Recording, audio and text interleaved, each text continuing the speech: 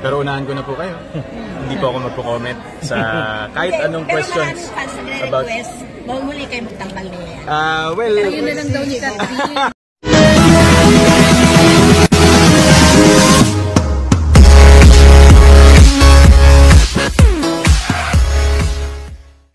Welcome back po sa ating channel.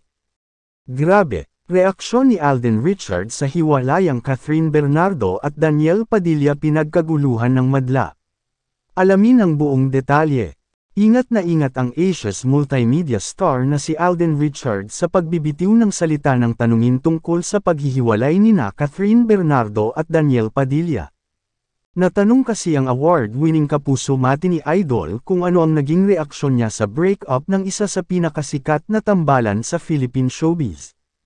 Sa naganap na press con para sa entry nina Alden at Sharon Cuneta sa Metro Manila Film Festival 2023 na Family of Two, ay isa sa mga natanong sa aktor ay kung ano ang masasabi niya sa hiwalayang Katniel. Medyo mainit po yung topic, baka masali po ako ulit, baka ako po yung mabash, ang pag-iwas ni Alden sa issue.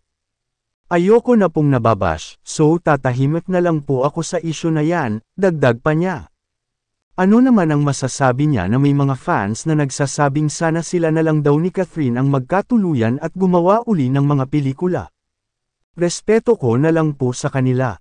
I'll just keep quiet sa issue pero tignan na lang po natin kung anong magiging turnout, pero sa ngayon they deserve a space, say pa ni Alden. In fairness, gumawa naman talaga ng kasaysayan ang pinagsamahang pelikula nina Alden at Catherine na, Hello, Love, Goodbye, noong 2019 na siyang may hawak ngayon ng record bilang highest-grossing Filipino movie of all time.